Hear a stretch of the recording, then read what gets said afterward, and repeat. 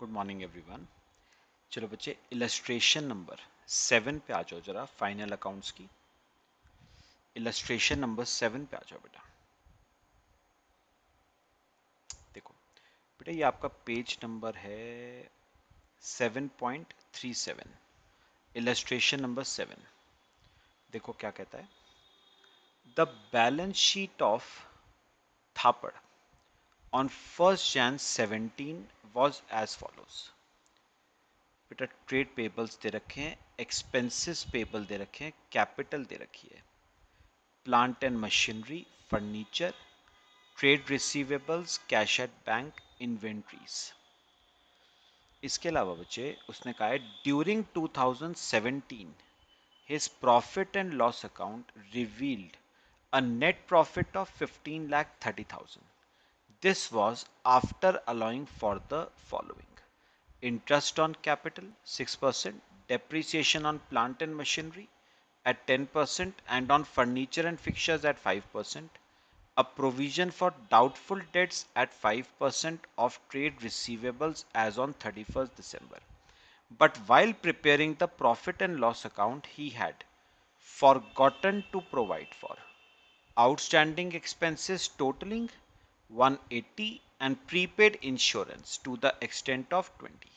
His current assets and liabilities on 31st December 17 were inventory दे रखा है बेटे, trade receivables, cash at bank, trade payables.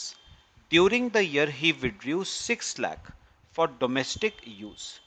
Draw up his balance sheet at the end of the year. चलो बच्चे, मैं आपसे बेटा balance sheet तो अभी खैर बात की बात है, पहले मैं काम की बात आपसे डिस्कस कर लूं।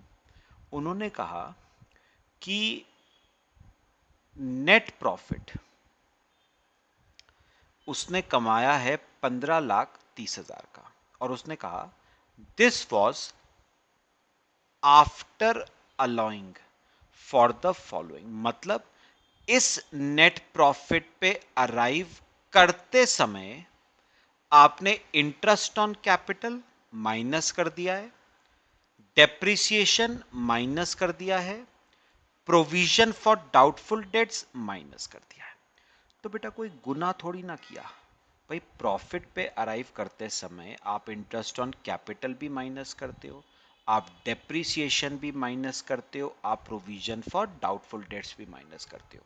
तो ये तीनों चीजें माइनस होनी भी चाहिए थी और माइनस हो भी रखी हैं, तो कुछ करने की जरूरत नहीं है बेटा। लेकिन एक बात है, but while preparing the profit and loss account he had forgotten to provide for. अब सुनो, प्रॉफिट निकालते समय आपने आउटस्टैंडिंग एक्सपेंसेस का कोई ट्रीटमेंट नहीं करा है, आपने प्रीपेड इंश्योरेंस का कोई ट्रीटमेंट नहीं करा है। हाँ, जिसका ट्रीटमेंट नहीं करा है उसका ट्रीटमेंट बेटा अब हमें करना है।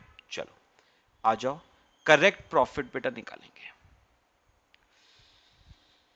हेडिंग लिखना बेटा,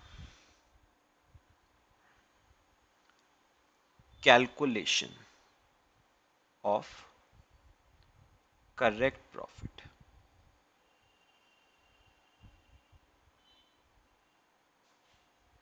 पहले मुझे बेटा एक बार बताओ, आपको जो प्रॉफिट क्वेश्चन में गिवन है वो कौन सा प्रॉफिट है बेटा?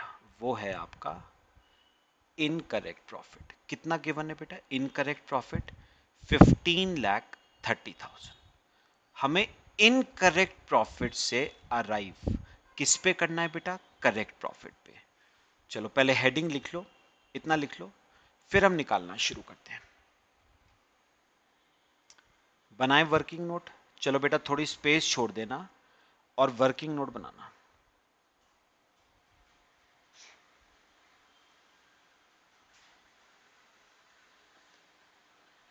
सुनो बेटा, उसने क्या कहा था? उसने कहा था हमने नेट प्रॉफिट निकालते समय आउटस्टैंडिंग एक्सपेंसेस का कोई ट्रीटमेंट नहीं करा है। तो अभी तक नहीं करा है तो अब कर देते हैं। वर्किंग नोट नंबर 1 बनाओ, आउटस्टैंडिंग एक्सपेंसेस कितने के थे बेटे? 1,80,000 के। ठीक है, कोई मेरे को बताएगा बेटा आउटस्टैंडिंग एक्सपेंसेस की आप जर्नल एंट्री बेटा क्या बनाते हो? 11th में करी है बेटा ये तो आपने, आउटस्टैंडिंग एक्सपेंसेस की जर्नल एंट्री। बेटा आउटस्टैंडिंग एक्सपेंसेस की जर्नल एंट्री बनती है expenses account debit to outstanding expenses account 1,80,000। तो एंट्री आप बनाओगे expenses debit to outstanding expenses account. ठीक है, बना लो बेटे। और ना साथ साथ बेटा दो लेजर अकाउंट भी बना लेना, एक एक्सपेंसेस अकाउंट बना लो, एक एक्सपेंसेस अकाउंट, और एक बना लो आउटस्टैंडिंग एक्सपेंसेस अकाउंट।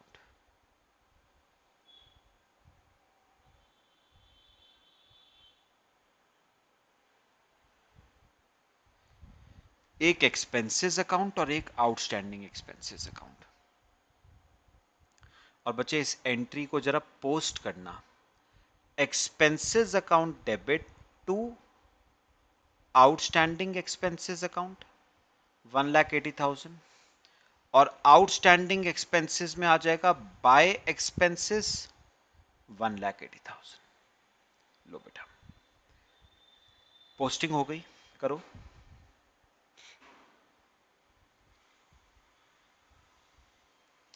अब मुझे बताओगे बेटा ये एक्सपेंसेस अकाउंट को क्लोज कैसे करोगे? एक्सपेंस है ना बेटा, तो कहां जाएगा? पीएल में 1,80,000। और आउटस्टैंडिंग एक्सपेंसेस आपकी बेटा लायबिलिटी है, बैलेंस शीट में जाएगी लायबिलिटी साइड पे, टू बैलेंस कैरेट डाउन 1,80,000।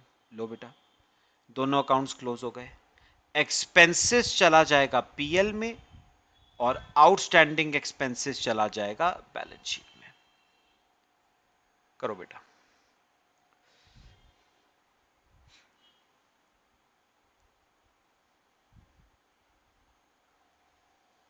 हो गया बेटा?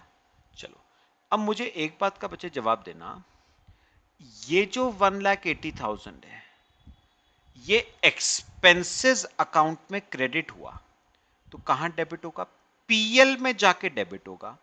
और पीएल में अगर इसे डेबिट करोगे तो ये प्रॉफिट को कम कर देगा ना, तो कर दो। लो ये आपका प्रॉफिट है, इसे कम कर दो, माइनस आउटस्टैंडिंग एक्सपेंसेस 1,80,000। हो गया प्रॉफिट कम। बताओ बेटा समझ आया सबको? ये हो गया मेरा पहला एडजस्टमेंट। अब बताओ कि दूसरा ट्रीटमेंट उसने कौन सा नहीं करा था? प्रीपेड इंश्योरेंस का उसने ट्रीटमेंट नहीं करा था बेटा। वर्किंग नोट बनाते हैं प्रीपेड इंश्योरेंस का, बनाओ सब।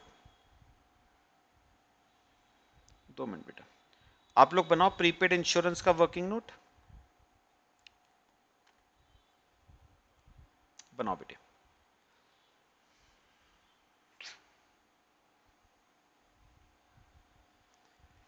प्रीपेड इंश्योरेंस बेटा कितने का था प्रीपेड इंश्योरेंस?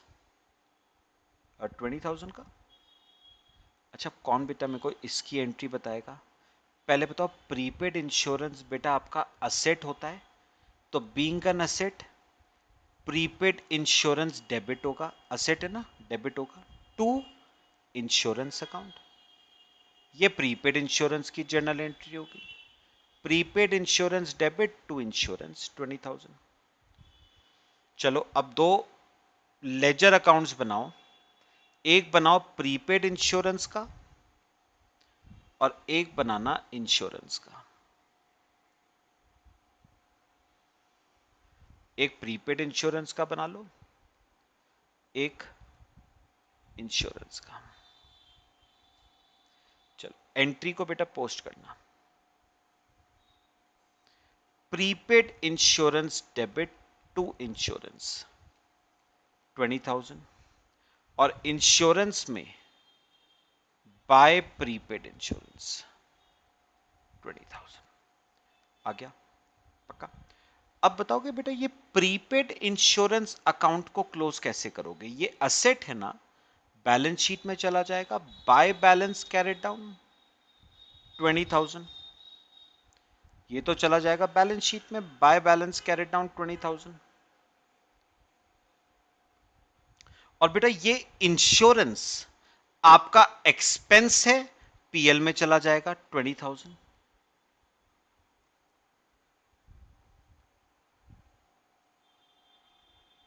अब बेटा आप एक बात इसमें ना सोच रहे होंगे कि सर ये अगर 20,000 एक्सपेंस है तो ये पीएल में क्रेडिट साइड पे क्यों जा रहा है? भाई इंश्योरेंस डेबिट हुआ ना, तो पीएल क्रेडिट क्यों हो रहा है? बेटा कायदे में ना जो प्रीपेड इंश्योरेंस होता है ना, वो इंश्योरेंस में से माइनस होके शो होता है पीएल में। सुनो सुनो, बनाना मत, बात समझना।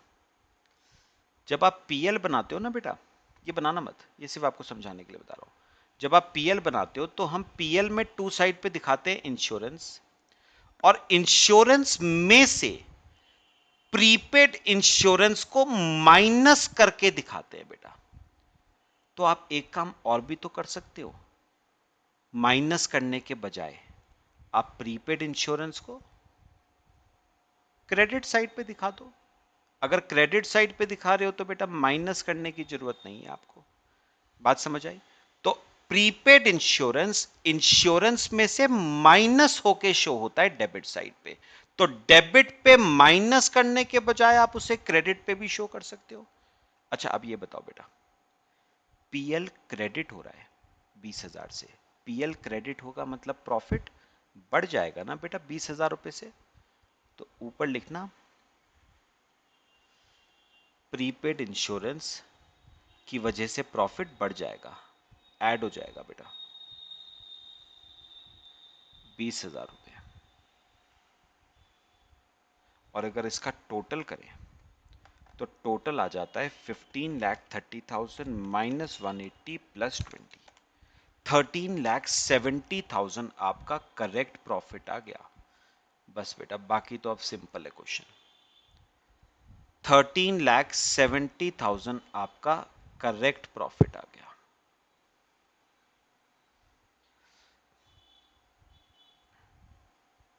ठीक है, कॉपी कर लो बेटा। ये आपका करेक्ट प्रॉफिट आ गया 13,70,000। कॉपी कर लो बेटे। बस अब बनाएंगे इसके बाद बैलेंस शीट।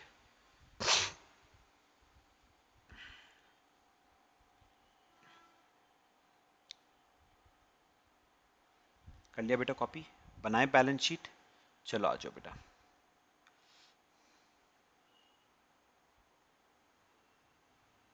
आ जाओ, हम बनाएंगे balance sheet as on, balance sheet as on 31 दिसंबर 17। बैलेंस शीट बनाएंगे एज ऑन 31 दिसंबर 17।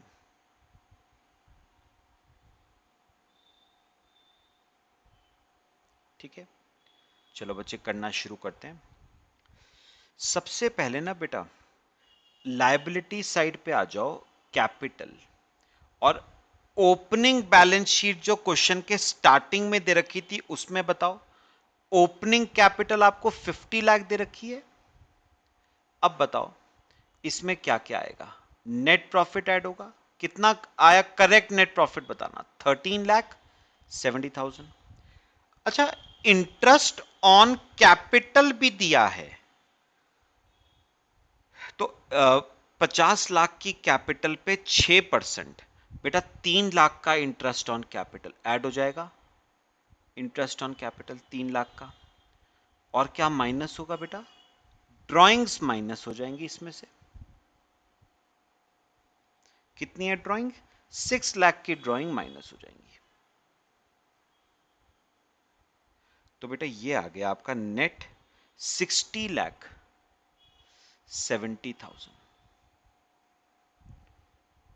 नेट 60,70,000। समझ आया बेटा सबको? अच्छा, लायबिलिटी साइड पे बेटा बताना मुझे कैपिटल के अलावा क्या क्या आएगा। बच्चे ट्रेड पेबल्स आएंगे। सबसे लास्ट लाइन में पढ़ना, आपको क्लोजिंग बैलेंसेस दे रखे थे ट्रेड पेबल का, देखो 11,40,000। और आउटस्टैंडिंग एक्सपेंसेस आएंगे जिसकी हमने अभी जर्नल एंट्री करी थी 1,80,000 लायबिलिटी साइड पे।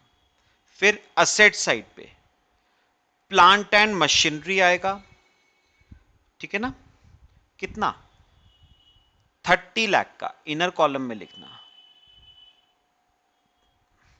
क्या लगाया था बेटा, इस पे डेप्रीसिएशन लगाया था 30 लाख पे 10%, 3 लाख का डेप्रीसिएशन लगाया था। तो प्लांट एंड मशीनरी का बैलेंस बचा 27 लाख।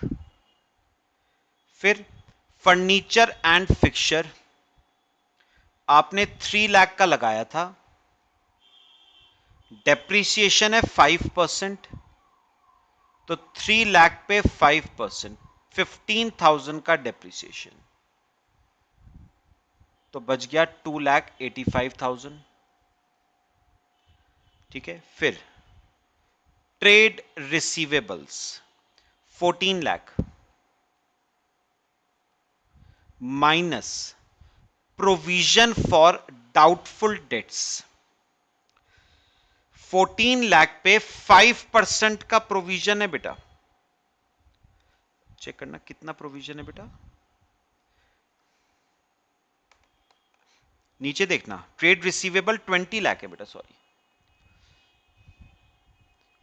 क्लोजिंग बैलेंस 20 लाख, और 20 लाख पे 5% 1 लाख का प्रोविजन है,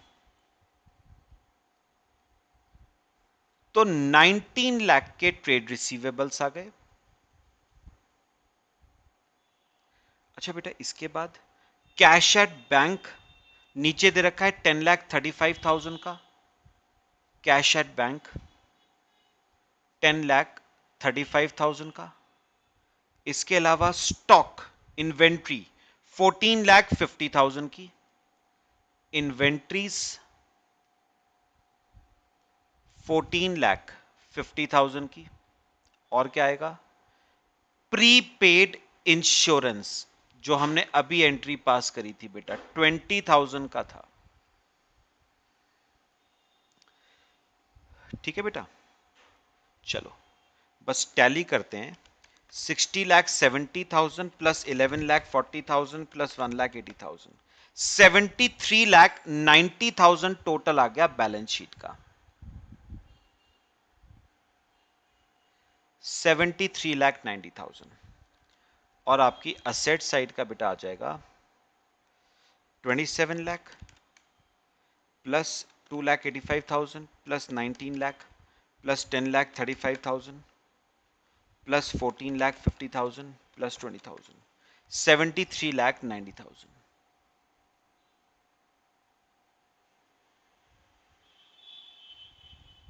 लो बेटा, ये हो गया आपका बैलेंस शीट। हो गया बेटा, समझ आया सबको, सिंपल क्वेश्चन था। बस मेन ट्रीटमेंट आपका बेटा करेक्शन ऑफ प्रॉफिट का था। कॉपी कर लो इसे।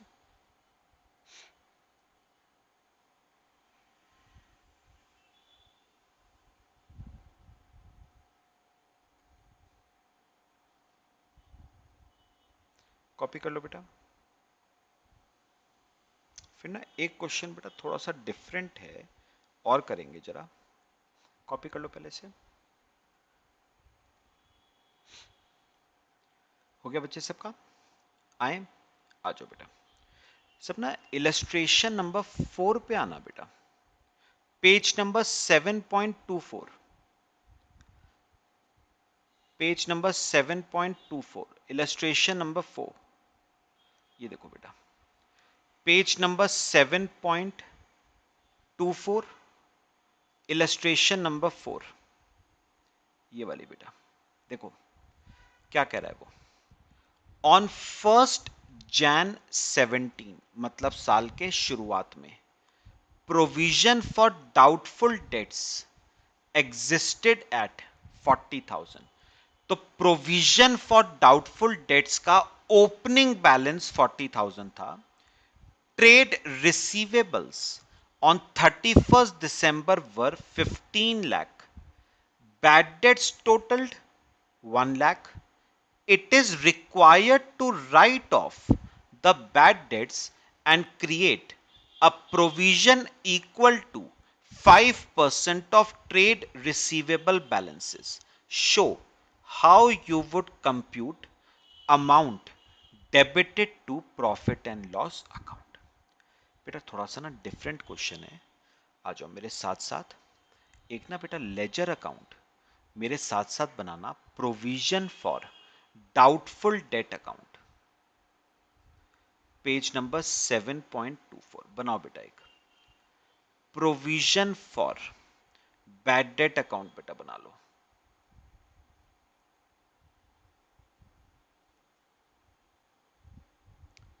अब मुझे एक बात का जवाब देना, प्रोविजन का ओपनिंग बैलेंस बेटा कितना दे रखा है? 40,000।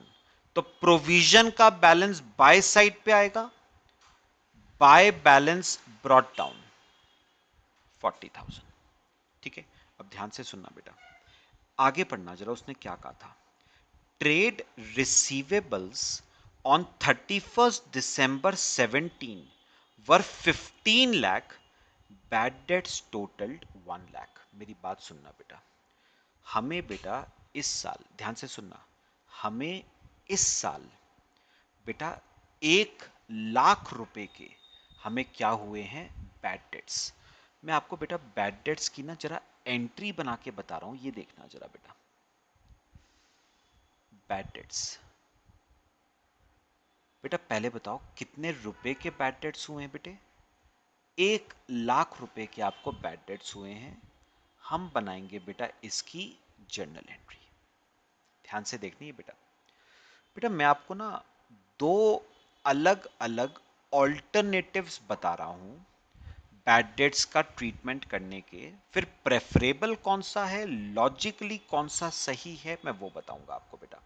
पहले हम एंट्री बनाएंगे ऑल्टरनेटिव 1 में। बेटा काम आएगा ये चीज, ध्यान से समझना है बेटा। लिखो हेडिंग ऑल्टरनेटिव 1।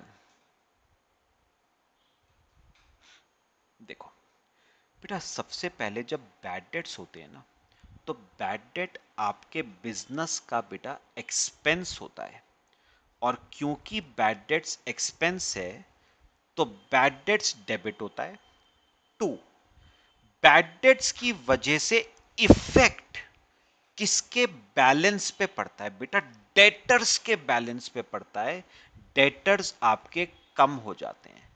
तो 2 डेटर्स अकाउंट 1 लाख। तो ये तो हो गई बेटा बैड डेट्स की फर्स्ट एंट्री। ठीक है, सेकंड, अब मुझे बताओ ये बैड डेट आपके बिजनेस का क्या है? एक्सपेंस। एक्सपेंस है तो पीएल डेबिट होगा और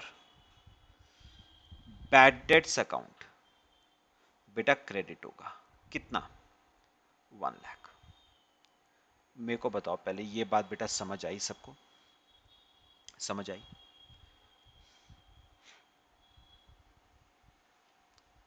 पक्का कॉपी करो। ये तो हो गया बेटा आपका ऑल्टरनेटिव 1। पहले बैड डेट्स को हमने क्या करा? Debit to debtors. और फिर बैड डेट्स को पीएल के अगेंस्ट हमने क्या कर दिया? Write of.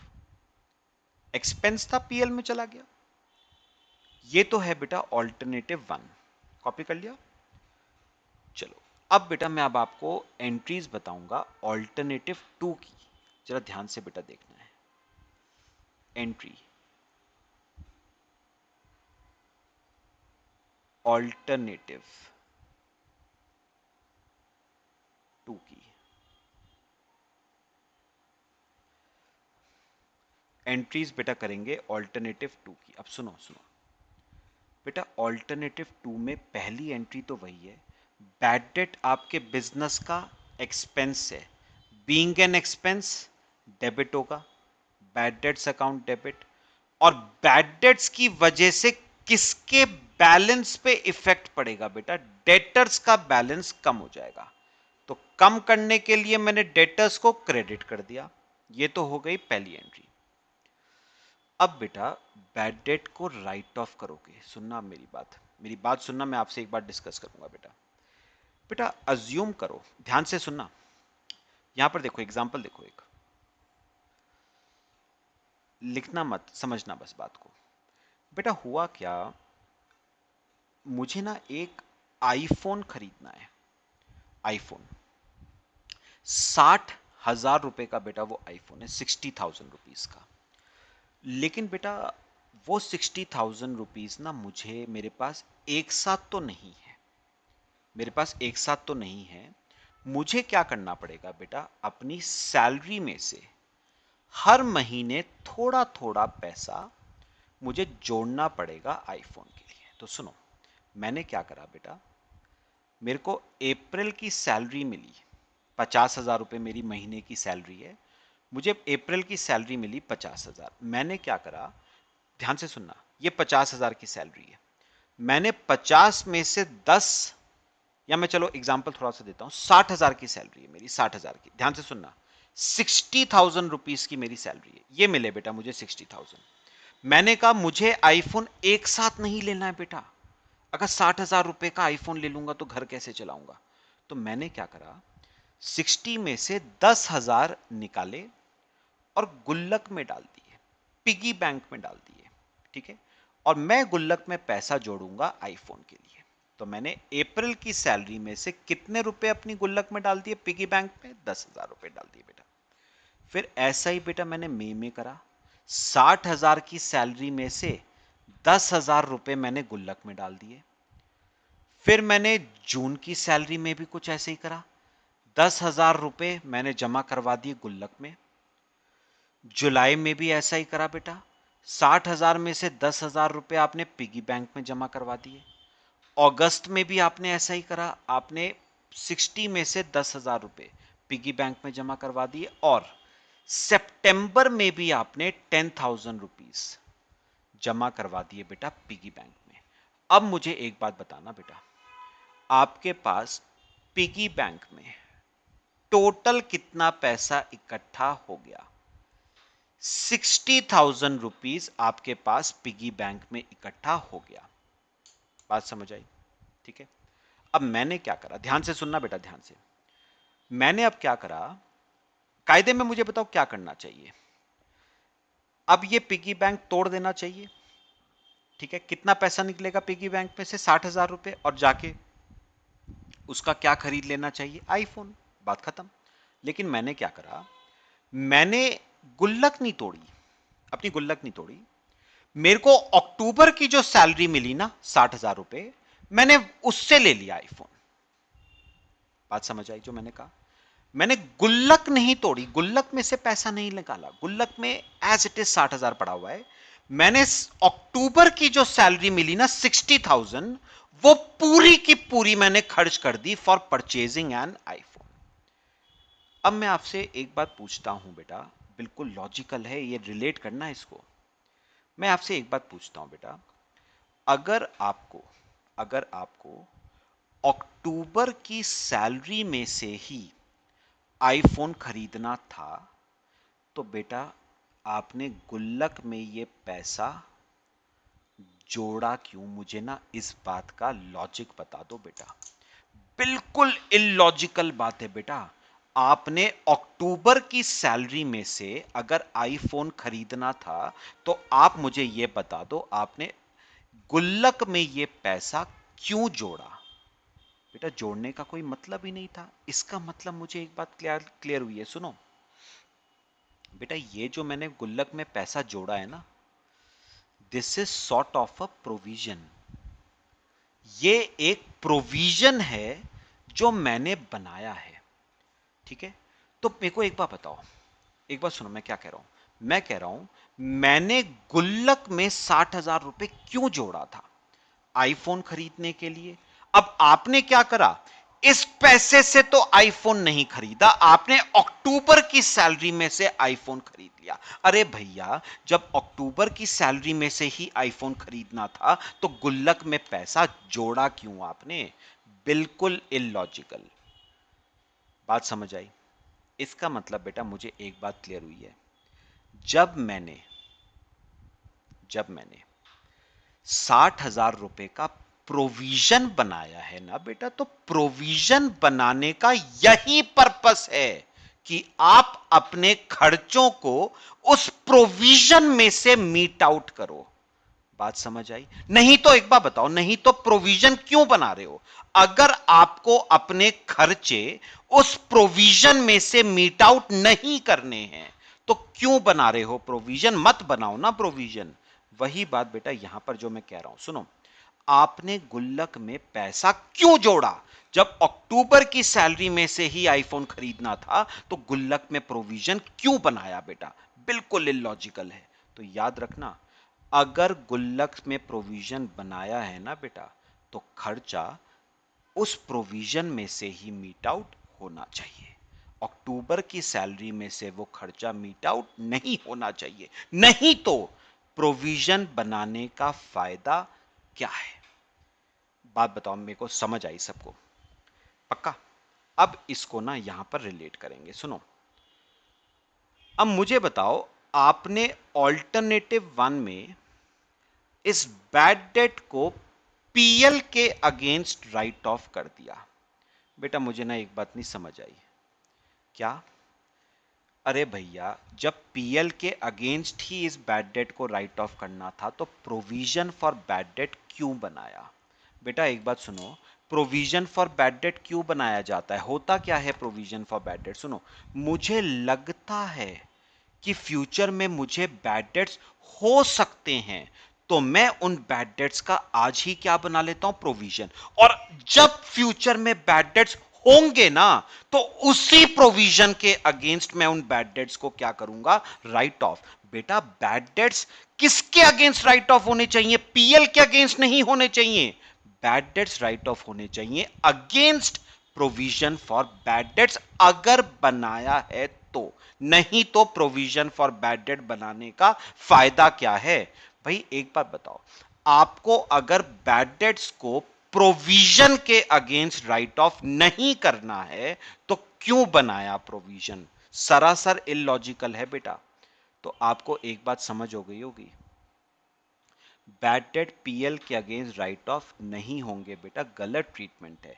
एक बात बताओ, अगर आप बैड डेट को पीएल के अगेंस्ट राइट ऑफ कर देते हो तो प्रोविजन फॉर बैड डेट बनाने का क्या पर्पस है? बेटा प्रोविजन इसलिए बनाया जाता है ताकि फ्यूचर में अगर वो खर्चा हो तो प्रोविजन के अगेंस्ट हम उस खर्चे को क्या कर पाए? Right of. तो बताओगे बेटा इसके कायदे में करेक्ट एंट्री क्या बननी चाहिए थी? पीएल डेबिट नहीं होना चाहिए था, provision for bad debts debit to bad debts. आपको बैड डेट्स बेटा पीएल के अगेंस्ट राइट ऑफ करने की क्या जरूरत है जब प्रोविजन है आपके पास? अगर पापा हैं मेरे बेटा तो मैं मम्मी से पैसा क्यों मांगू? मैं तो पापा से मांगूंगा। बात समझ रहे हो सब? तो अगर प्रोविजन है तो मैं पीएल के पास क्यों जाऊंगा? मैं तो प्रोविजन के अगेंस्ट उस खर्चे को राइट ऑफ करूंगा। भाई इसी चीज के लिए तो प्रोविजन बनाया था। अब जब प्रोविजन को यूटिलाइज ही नहीं करना था तो प्रोविजन बनाया क्यों? बेटा प्रोविजन बनाया जाता है ताकि फ्यूचर में आप उस प्रोविजन को यूटिलाइज कर पाओ। कर दिया मैंने बेटा यूटिलाइज। 1 लाख। तो आपको समझ आ गया होगा बेटा प्रेफरेबल ट्रीटमेंट कौन सा है। ये बेटा, तो एक बात समझ आई बेटा, अगर क्वेश्चन में provision for bad debt account दे रखा है तो बेटा आपको bad debts provision for bad debt के अगेंस्ट ही राइट ऑफ करने पड़ेंगे। हाँ हाँ, अगर हमारे पास कोई provision for bad debt account नहीं है तो मैं पीएल के अगेंस्ट उसे राइट ऑफ कर सकता हूं। चलो बच्चे कॉपी करो इसे। तो कौन सा ऑल्टरनेटिव फॉलो करेंगे हम? Second one. मेरे ख्याल से बच्चे समझ आया है सबको? बेटा प्रोविजन बनाने का तो पर्पस ही है ना ताकि फ्यूचर में जब खर्चा हो तो वो खर्चा उस प्रोविजन में से मीट आउट हो पाए। कॉपी कर लो इसे।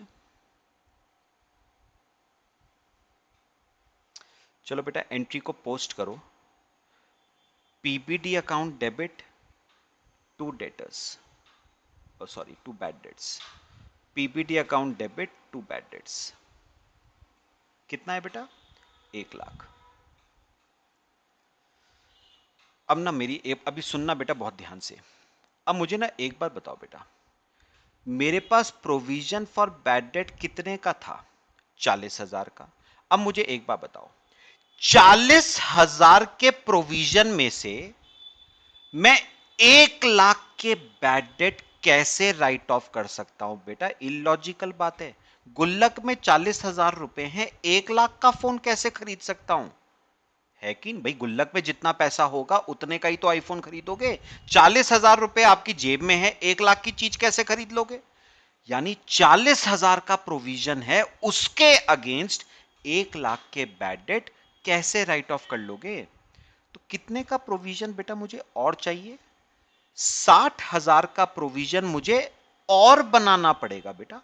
60 का प्रोविजन मुझे और बनाना पड़ेगा। चलो बनाते हैं बेटा। किसी भी चीज का प्रोविजन ना, किसी भी चीज का प्रोविजन पीएल से बनता है, और प्रोविजन बनाने की entry PL debit to provision for bad date.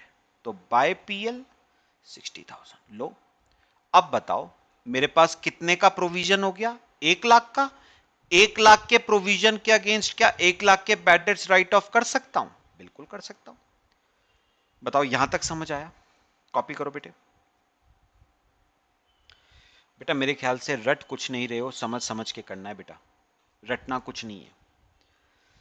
अच्छा, अब आओ बेटा क्लोजिंग बैलेंस पे। To balance carried on. बेटा उस पढ़ के बताना, उसने कहा था कितना प्रोविजन आपको मेंटेन करना है अपने पास? 5% ऑफ ट्रेड रिसीवेबल।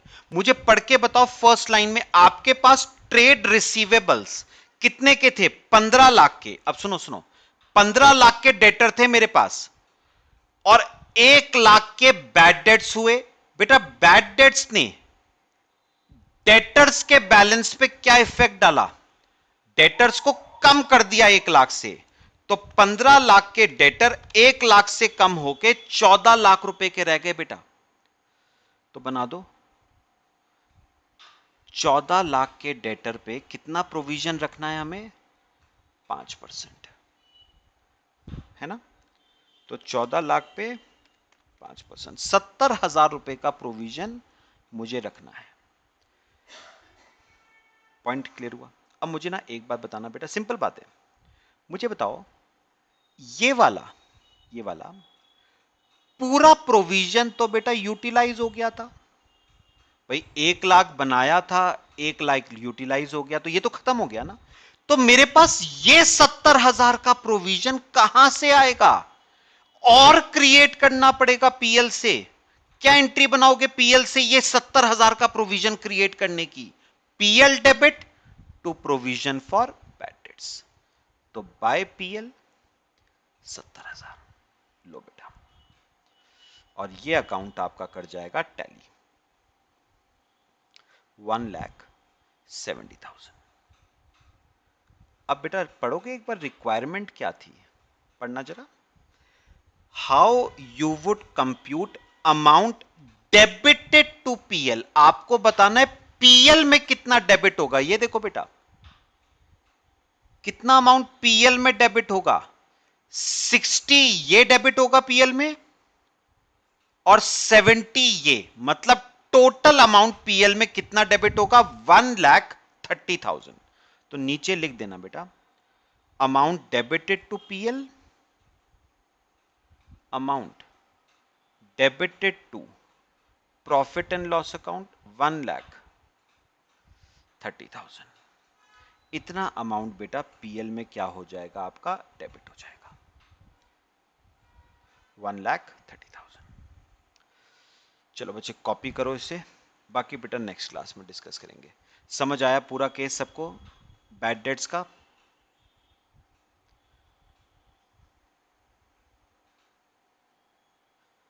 लो बेटा कॉपी कर लो। Amount debited to PL 1,30,000।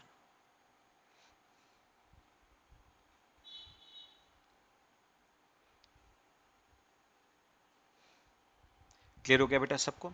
चलो बच्चे, बाकी हम नेक्स्ट क्लास में डिस्कस करते हैं। Till then thank you.